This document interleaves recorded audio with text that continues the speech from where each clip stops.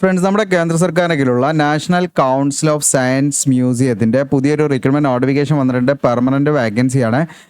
ഇതിലേക്ക് നിങ്ങൾക്ക് അത്യാവശ്യം നല്ല സാലറി, ഒട്ടനവധി അലവൻസും കാര്യങ്ങളൊക്കെ പോസ്റ്റാണ്. അപ്പോൾ ഇതിലേക്ക് നിങ്ങൾക്ക് അപ്ലൈ ചെയ്യാൻ താല്പര്യം ഉണ്ടെങ്കിൽ വീഡിയോ സ്കിപ്പ് ചെയ്യേണ്ട, മുഴുവനായിട്ടും കാണുക. എങ്ങനെയാണ് നമ്മൾ അപ്ലൈ ചെയ്യുന്നത്, എവിടേക്കാണ് പോസ്റ്റിംഗ് ലൊക്കേഷൻ, അതുപോലെ എങ്ങനെയാണ് സെലക്ഷൻ തുടങ്ങിയുള്ള കാര്യങ്ങളെല്ലാം വിശദമാക്കുന്ന ഒരു വീഡിയോ ആണ്. അപ്പോൾ നേരെ നമുക്ക് ഇതിൻ്റെ ഒഫീഷ്യൽ നോട്ടിഫിക്കേഷനിൽ വരാം. അതിന് മുൻപ് ഇത്തരത്തിലുള്ള വീഡിയോസൊക്കെ നിങ്ങളിലേക്ക് ലഭിക്കുന്നതിനായിട്ട് നമ്മുടെ ചാനൽ സബ്സ്ക്രൈബ് ചെയ്യാൻ മറക്കണ്ട, ബെല്ലേക്ക് എനേബിൾ ചെയ്ത് വെക്കുക.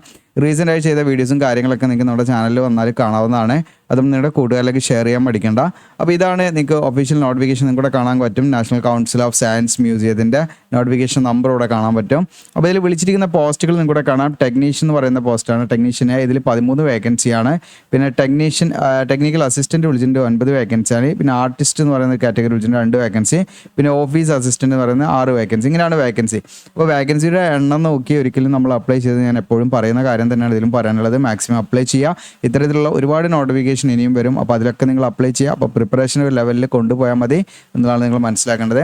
പിന്നെ ഇതിൽ കാറ്റഗറി വൈസ് റിസർവേഷൻ നിങ്ങൾക്ക് ഇവിടെ കാണാൻ പറ്റും കേട്ടോ. ജനറൽ ഈ UR എന്ന് പറയുന്നത് അൺറിസർവ്ഡ്, അതിലേക്ക് ആർക്ക് വേണമെങ്കിലും അപ്ലൈ ചെയ്യാം. പിന്നെ നിങ്ങൾ SC അതുപോലെ EWS അങ്ങനെ ഓരോരോ റിസർവ്ഡ് കാൻഡിഡേറ്റ്സിനുള്ള വേക്കൻസികളാണ്. അങ്ങനെയുള്ള വേക്കൻസിയിലേക്ക് അതത് കാൻഡിഡേറ്റ്സിന് മാത്രം അപ്ലൈ ചെയ്യാൻ പറ്റുമെന്ന് പ്രത്യേകം ശ്രദ്ധിക്കുക. ഇനി ടെക്നീഷ്യൻ A എന്ന് പറയുന്ന പോസ്റ്റിൽ നമുക്ക് 13 വേക്കൻസി ഉണ്ടല്ലോ. അപ്പോൾ അതിൻ്റെ ഡീറ്റെയിൽസ്, അതിൻ്റെ യൂണിറ്റ് എവിടെയാണ് നമുക്ക് പോസ്റ്റിംഗ് ഉണ്ടായിരിക്കുക എന്നുള്ള കാര്യങ്ങളൊക്കെയാണ്.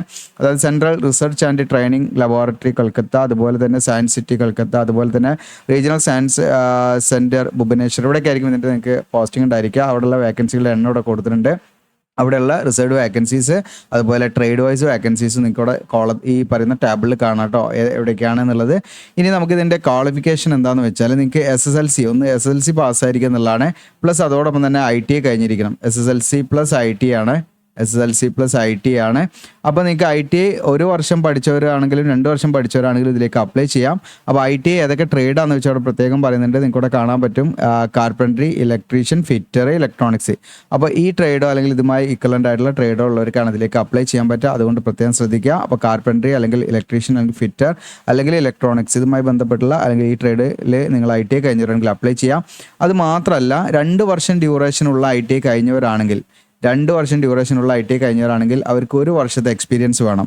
അപ്പോൾ എക്സ്പീരിയൻസിന് പകരമായിട്ട് നമുക്ക് അപ്രന്റീസ്ഷിപ്പ് ചെയ്തിട്ടുണ്ടെങ്കിൽ അത് എക്സ്പീരിയൻസ് ആയിട്ട് കണക്കാക്കാറുണ്ട്. അത് വെച്ചിട്ട് നിങ്ങൾക്ക് അപ്ലൈ ചെയ്യാവുന്നതാണ്.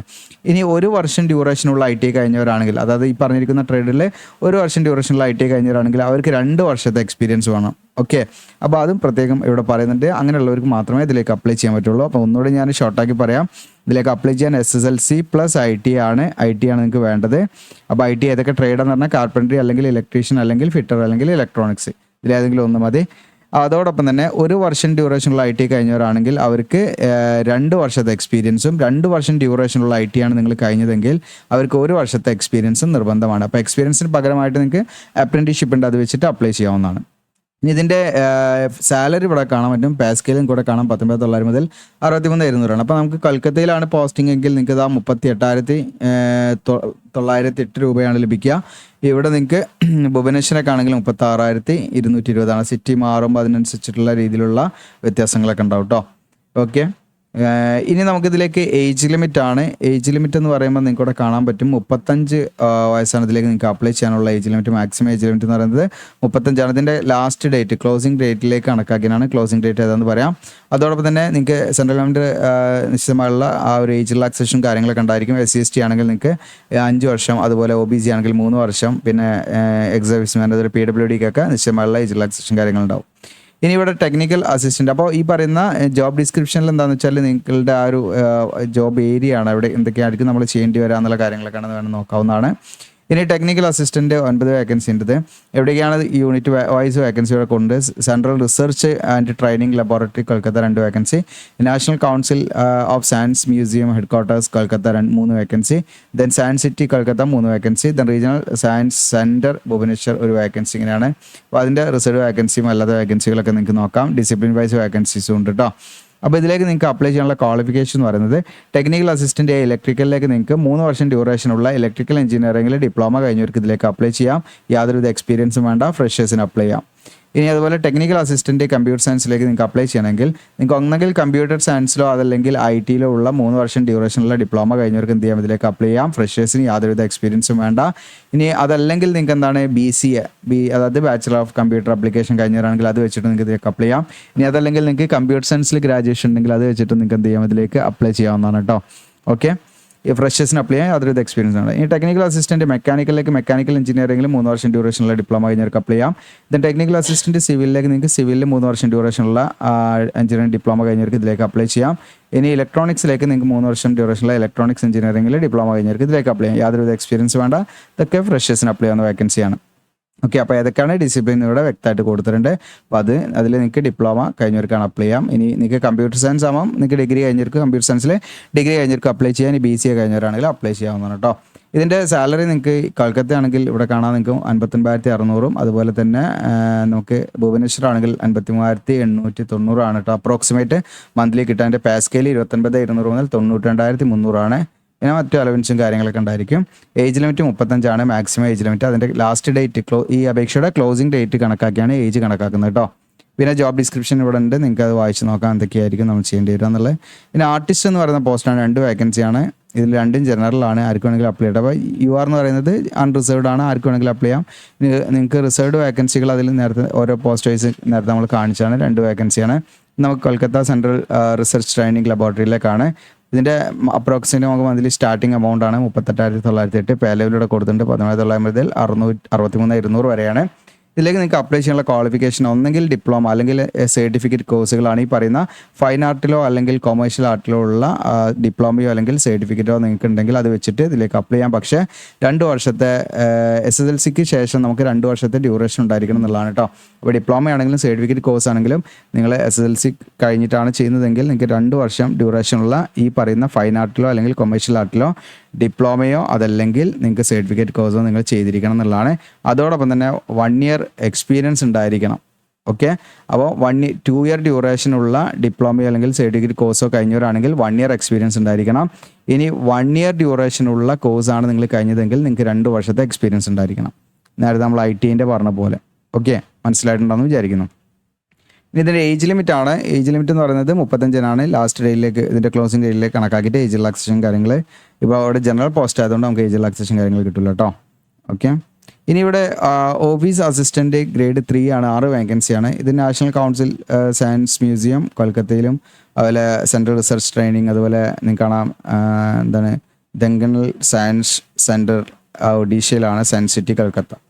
ഇവിടെ നിങ്ങൾക്ക് നമ്പർ ഓഫ് വേക്കൻസീസും കാര്യങ്ങളൊക്കെ കാണാവുന്നതാണ്. ഇനി ഇതിൻ്റെ ക്വാളിഫിക്കേഷൻ എന്ന് പറയുന്നത് നിങ്ങൾക്ക് +2 ആണ് ഇതിലേക്ക് അപ്ലൈ ചെയ്യാനുള്ള യോഗ്യത. നിങ്ങൾക്ക് +2 ഉള്ളവർക്ക് ഇതിലേക്ക് അപ്ലൈ ചെയ്യാം. എക്സ്പീരിയൻസോ മറ്റു കാര്യങ്ങളൊന്നും വേണ്ട. പക്ഷേ നിങ്ങൾക്ക് ഗവൺമെൻറ് അംഗീകരിച്ചിട്ടുള്ള ഡാറ്റ എൻട്രിയിലുള്ള ഒരു സർട്ടിഫിക്കറ്റ് വേണം. അതായത് 35 വേർഡ് പെർ മിനിറ്റിൽ നിങ്ങൾക്ക് ഇംഗ്ലീഷിൽ ടൈപ്പ് ചെയ്യാനുള്ള സ്പീഡ് ഉണ്ടായിരിക്കണം. ഇംഗ്ലീഷിലാണെങ്കിൽ 35, ഇനി ഹിന്ദിയിൽ നിങ്ങൾക്ക് ടൈപ്പ് ചെയ്യാനാണെങ്കിൽ അത് 30 വേർഡ് പെർ മിനിറ്റ് മതി. എൻ്റെ കീ ഡിപ്രഷനൊക്കെ ഇവിടെ പറയുന്നുണ്ട്. അപ്പോൾ നിങ്ങൾക്ക് ഇതിൽ 2ലും ചെയ്യേണ്ട, ഹിന്ദി നിർബന്ധമല്ല. ഓക്കെ, ഒന്നെങ്കിൽ ഇംഗ്ലീഷ് അതല്ലെങ്കിൽ ഹിന്ദി, ഏതെങ്കിലും ഒരു ടൈപ്പിംഗ് അറിഞ്ഞാൽ മതി. ഓക്കെ, ഒന്നെങ്കിൽ ഇംഗ്ലീഷ് അതല്ലെങ്കിൽ ഹിന്ദി. അപ്പോൾ ഈ പറഞ്ഞിരിക്കുന്ന ഇംഗ്ലീഷിലോ ഹിന്ദിയിലോ ഉള്ള ടൈപ്പിംഗ് നമ്മൾ ഈ ഒരു സ്പീഡിലുള്ള ടൈപ്പിംഗ് സ്പീഡിൽ ഉള്ള നമുക്ക് ചെയ്യാൻ പറ്റണം. അത് നമ്മൾ ഇതിൻ്റെ ട്രൈ ടെസ്റ്റ് അല്ലെങ്കിൽ ആ ഒരു ടൈപ്പിംഗ് ടെസ്റ്റ് ഉണ്ടായിരിക്കും. ആ സമയത്ത് നിങ്ങൾക്ക് പ്രോപ്പറായിട്ട് ചെയ്യാൻ പറ്റണം.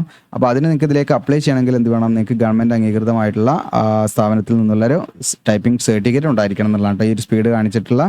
അതോടൊപ്പം തന്നെ നിങ്ങൾ പ്രത്യേകം ശ്രദ്ധിക്കുക, ഈ സർട്ടിഫിക്കറ്റ് ഇല്ലാത്ത ഉദ്യോഗാർത്ഥികൾ ഇതിലേക്ക് അപ്ലൈ ചെയ്യേണ്ടതില്ല എന്ന് പ്രത്യേകമായിട്ട് ഇതിൽ പറയുന്നുണ്ട്. ഇതിലേക്ക് അപ്ലൈ ചെയ്യാനുള്ള ഏജ് ലിമിറ്റ് എന്ന് പറയുന്നത് 25 മാക്സിമം ഏജ് ലിമിറ്റ് ഇതിൻ്റെ ക്ലോസിംഗ് ഡേറ്റിലേക്ക്. ഇത്രയാണ് ഇതിൻ്റെ വേക്കൻസിയും അതുപോലെ എഡ്യൂക്കേഷൻ ക്വാളിഫിക്കേഷനും കാര്യങ്ങളും. ഇനി ഇതിലേക്ക് നിങ്ങൾ സെലക്ട് ആയി കഴിഞ്ഞാൽ നിങ്ങൾക്ക് ഇമെയിൽ ID-യിലേക്ക് കോൾ ലെറ്ററും കാര്യങ്ങളൊക്കെ വരും. ഇടയ്ക്കിടയ്ക്ക് മെയിൽ ID ഒക്കെ ചെക്ക് ചെയ്യുക. ഓൺലൈനായിട്ടാണ് നമ്മൾ അപ്ലൈ ചെയ്യേണ്ടത്. അപ്പോൾ ഇതിലേക്ക് നമ്മൾ ഡോക്യുമെൻറ്റ്സും കാര്യങ്ങളൊക്കെ സെൽഫ് അറ്റസ്റ്റഡ് ഡോക്യുമെൻറ്റ്സ് ആണ് ഇതിലേക്ക് സ്കാൻ ചെയ്യേണ്ടത് കേട്ടോ. നിങ്ങളുടെ ക്വാളിഫിക്കേഷൻ, ഡേറ്റ് ഓഫ് ബർത്ത്, ഇതിനൊക്കെ ആവശ്യമുള്ള എക്സ്പീരിയൻസിനൊക്കെ ആവശ്യമായുള്ള സെൽഫ് അറ്റസ്റ്റഡ് സ്കാൻഡ് കോപ്പീസാണ് നമ്മൾ അതിലേക്ക് അപ്ലോഡ് ചെയ്യേണ്ടത്. പ്രത്യേകം ശ്രദ്ധിക്കുക. മാക്സിമം ഫയൽ സൈസ് 200 KB വരെ പോകാൻ പറ്റുള്ളൂ. അതോടൊപ്പം തന്നെ ഫോട്ടോ സിഗ്നേച്ചറും നമ്മൾ ഇതിലേക്ക് അപ്ലോഡ് ചെയ്യണം. അത് 100 KB ആണ് മാക്സിമം ഫയൽ സൈസ് വേണ്ടത്. അപ്പുറത്തേക്ക് പോകാൻ പറ്റില്ല കേട്ടോ, മാക്സിമം ആണ് പറയുന്നത്. ഇനി ഇതിൻ്റെ അപ്ലിക്കേഷൻ ഫീ വരുന്നുണ്ട് 885 രൂപയാണ് അപേക്ഷ ഫീസായിട്ട് വരുന്നത്, GST അടക്കം. എന്നാൽ ഫീമെയിൽ കാൻഡിഡേറ്റ്സിനോ അതുപോലെ SC/ST കാൻഡിഡേറ്റ്സിനോ അതുപോലെ PWD കാൻഡിഡേറ്റ്സിനോ എക്സ് സർവീസ്മെനോ യാതൊരുവിധ ഫീസും വേണ്ട, അവർക്ക് ഫ്രീ ആയിട്ട് അപ്ലൈ ചെയ്യാം. ഫീ ഓൺലൈനായിട്ട് തന്നെയാണ് അടയ്ക്കേണ്ടത് കേട്ടോ. അപ്പോൾ മെയിൽ കാൻഡിഡേറ്റ്സ്, അതായത് പുരുഷ ഉദ്യോഗാർത്ഥികളായിട്ടുള്ള ജനറൽ, അതുപോലെ OBC, EWS കാൻഡിഡേറ്റ്സിന് മാത്രമേ ഇതിലേക്ക് ഫീ ഉള്ളൂ. ബാക്കിയുള്ള ഫീമെയിൽ കാൻഡിഡേറ്റ്സ് ആയിട്ടുള്ള ഏത് കാറ്റഗറിയിലാണെങ്കിലും, ഓക്കെ, ഫീമെയിൽ ഏത് കാറ്റഗറി ആണെങ്കിലും അവർക്ക് യാതൊരുവിധ അപേക്ഷാ ഫീസും വേണ്ട, SC/ST വേണ്ട, PWDക്കും വേണ്ട, എക്സ് സർവീസ്മെനും വേണ്ട. അപ്പോൾ ഇതിൻ്റെ ഓൺലൈൻ അപേക്ഷയുടെ ക്ലോസിംഗ് ഡേറ്റ് എന്ന് പറയുന്നത് നിങ്ങൾക്ക് 23/5/2025 അതുപോലെ ഫീ അടയ്ക്കേണ്ട അവസാന തീയതിയും 23/5. അപ്പോൾ May 23 വരെ നിങ്ങൾക്ക് എന്ത് ചെയ്യാം, ഇതിലേക്ക് അപ്ലൈ ചെയ്യാം. അപ്പോൾ May 23 കണക്കാക്കിയാണ് ഏജ് ലിമിറ്റും കാര്യങ്ങളൊക്കെ കണക്കാക്കുന്നത് കേട്ടോ. അപ്പോൾ അതിനനുസരിച്ച് നിങ്ങൾ നോക്കുക. ഇനി അതോടൊപ്പം നമ്മുടെ വെബ്സൈറ്റിൽ ഉണ്ട് കേട്ടോ ഏജ് കാൽക്കുലേറ്റർ. നിങ്ങൾക്ക് ഇതാ ഈസി ടൂളിൽ ക്ലിക്ക് ചെയ്താൽ ഏജ് കാൽക്കുലേറ്റർ കിട്ടും. അതിൽ നിങ്ങൾക്ക് ഡൗട്ട് ഉണ്ടെങ്കിൽ അങ്ങനെ ചെയ്യാവുന്നതാണ്. ഇനി നമ്മൾ ഇതിലേക്ക് എങ്ങനെയാണ് അപ്ലൈ ചെയ്യേണ്ടതെന്ന് വെച്ചാൽ, നമ്മുടെ വീഡിയോയുടെ ഡിസ്ക്രിപ്ഷനിൽ ഞാൻ അപ്ലൈ ചെയ്യുന്ന ലിങ്ക് കൊടുക്കും. അതിൽ ക്ലിക്ക് ചെയ്യുമ്പോൾ നമ്മുടെ വെബ്സൈറ്റിലേക്കാണ് വരിക. നിങ്ങൾക്ക് കാണാം GOC Legend ഹോം പേജിലാണ് വരിക. ഇവിടെ നിങ്ങൾക്ക് കാണാം NCSM എന്നാണ് കേട്ടോ ഷോർട്ടായിട്ട് പറഞ്ഞിരിക്കുന്നത്. NCSM എന്നുള്ള ഈ ഒരു പോസ്റ്റ് നിങ്ങൾ നോക്കട്ടോ. അപ്പോൾ ഇത് ചിലപ്പോൾ ഇവിടെ ആയിരിക്കില്ല, അതിൻ്റെ താഴെ ഇവിടെയൊക്കെ ആയിരിക്കും. ഞാൻ കൂടുതൽ പോസ്റ്റ് ആഡ് ചെയ്യുമ്പോൾ അത് ഇവിടുന്ന് താഴോട്ട് പോകും. പിന്നെ ഇവിടുന്ന് നിങ്ങൾക്ക് കാണണമെങ്കിൽ റീഡ് മോർ എന്നുള്ള ക്ലിക്ക് ചെയ്താൽ പേജ് വൈസ് കാണാൻ പറ്റും കേട്ടോ. ഇവിടെ NCS എന്നുള്ള ജസ്റ്റ് നമ്മൾ എന്ത് ചെയ്യുക, അടിച്ചു കൊടുക്കുക, ജസ്റ്റ് ക്ലിക്ക് ചെയ്യാം. അപ്പോൾ നമുക്ക് ഇതുമായി ബന്ധപ്പെട്ടുള്ള ഡീറ്റെയിൽസ് കാര്യങ്ങളൊക്കെ ഇവിടെ വരും. താഴോട്ട് സ്ക്രോൾ ഡൗൺ ചെയ്യുക. നിങ്ങൾ ഇമ്പോർട്ടൻറ്റ് ലിങ്ക്സിൽ നോട്ടിഫിക്കേഷൻ എന്നുള്ളത് ക്ലിക്ക് ചെയ്താൽ നിങ്ങൾക്ക് നോട്ടിഫിക്കേഷൻ ഡൗൺലോഡ് ചെയ്യാം. അപ്ലിക്കേഷൻ ഫോം എന്നുള്ളതിൽ നമ്മൾ ക്ലിക്ക് ചെയ്യാം. അപ്ലിക്കേഷൻ ഫോം എന്നുള്ളതിൽ നമ്മൾ ക്ലിക്ക് ചെയ്യുന്ന സമയത്ത് നമുക്ക് അപ്ലിക്കേഷൻ ഫോം ഓപ്പൺ ആയി വരും. അപ്പോൾ ഇവിടെ നിങ്ങൾക്ക് കാണാൻ പറ്റും ടെക്നീഷ്യൻ ഓരോന്നിൻ്റെ നേരെയും അപ്ലൈ ചെയ്യാവുന്നുള്ളത് കാണാം. നിങ്ങൾക്ക് ഏത് പോസ്റ്റിലേക്കാണോ നിങ്ങൾക്ക് അപ്ലൈ ചെയ്യാൻ താല്പര്യമുണ്ടെങ്കിൽ അതിന് നേരെയുള്ള അപ്ലിക്കേഷൻ ലിങ്ക് നിങ്ങൾ യൂസ് ചെയ്യാം. അപ്പോൾ ഞാനിവിടെ ടെക്നീഷ്യൻ A ആണ് എടുക്കുന്നത്. ഇനിയിപ്പോൾ നിങ്ങൾ ടെക്നിക്കൽ അസിസ്റ്റൻ്റ് ആണെങ്കിൽ ഈ ലിങ്കാണ് ക്ലിക്ക് ചെയ്യേണ്ടത്. ഞാനിവിടെ ടെക്നീഷ്യൻ A എന്നുള്ളത് ക്ലിക്ക് ചെയ്ത് കാണിക്കാം. ഞാനത് ക്ലിക്ക് ചെയ്യുന്ന സമയത്ത് പേജ് ലോഡ് ആവുന്നുണ്ട്, നിങ്ങൾക്ക് ഇവിടെ കാണാൻ പറ്റും. ഓക്കെ, ഇവിടെ പേജ് ലോഡ് ആവുന്നത് കാണാൻ പറ്റും. നിങ്ങൾക്കിവിടെ നമ്മൾ അപ്ലൈ ചെയ്യുന്ന പോസ്റ്റ് ഇവിടെ ഹൈലൈറ്റ് ചെയ്തിട്ടുണ്ട്. നിങ്ങളുടെ കാണാം ടെക്നീഷ്യൻ Aയിലേക്കാണ് നമ്മൾ അപ്ലൈ ചെയ്യുന്നത് ഇവിടെ കാണിക്കുന്നത്. ഉറപ്പ് വരുത്തണം കേട്ടോ നിങ്ങൾ Aയിലേക്ക് കാണുന്നത്. നിങ്ങളുടെ പേര്, മെയിൽ, അതായത് ജെൻഡർ, അതുപോലെ ഇവിടെ ഫോട്ടോ അപ്ലോഡ് ചെയ്യുക, സിഗ്നേച്ചറോട് അപ്ലോഡ് ചെയ്യുക, താഴത്തെ ഡീറ്റെയിൽസ്, അഡ്രസ് ഡീറ്റെയിൽസ് കൊടുക്കുക. അങ്ങനെയുള്ള കുറച്ച് കാര്യങ്ങൾ ബേസിക് ഫോമിൽ ഉണ്ടാകുന്ന എല്ലാ കാര്യങ്ങളൊക്കെ തന്നെയാണ്. എഡ്യൂക്കേഷൻ ക്വാളിഫിക്കേഷൻ, ഏതൊക്കെ ലാംഗ്വേജസ് അറിയാം, പിന്നെ അതുപോലെ തന്നെ അങ്ങനെയുള്ള കുറച്ച് കാര്യങ്ങൾ. ഏറ്റവും താഴെയാണ് നമുക്ക് ഡോക്യുമെൻറ്റ്സ് അപ്ലോഡ് ചെയ്യേണ്ടത്. ഇവിടെ proof of the date of birth പറഞ്ഞാൽ നിങ്ങൾ SSLC സർട്ടിഫിക്കറ്റ് ഇവിടെ അപ്ലോഡ് ചെയ്താൽ മതി. ഇനി ഡേറ്റ് ഓഫ് ബർത്ത് സർട്ടിഫിക്കറ്റ് ഉണ്ടെങ്കിൽ അത് അപ്ലോഡ് ചെയ്യുന്നതിലും കുഴപ്പമൊന്നുമില്ല. ഇനി EWS അല്ലെങ്കിൽ കാസ്റ്റ് സർട്ടിഫിക്കറ്റ് ആണ്, അത് അപ്ലോഡ് ചെയ്യാനുള്ളതാണ്. പിന്നെ അതുപോലെ മാർക്ക് ഷീറ്റ് അപ്ലോഡ് ചെയ്യാനുള്ളതാണ്.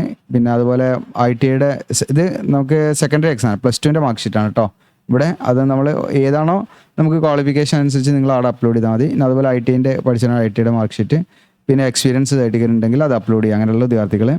പിന്നെ അതോടൊപ്പം തന്നെ ബാക്കി കാര്യങ്ങൾ വെച്ച് പ്രിവ്യൂ കൊടുത്ത് നിങ്ങൾക്ക് എന്ത് ചെയ്യുക, ഫീ അടച്ച് സബ്മിറ്റ് ചെയ്യാം.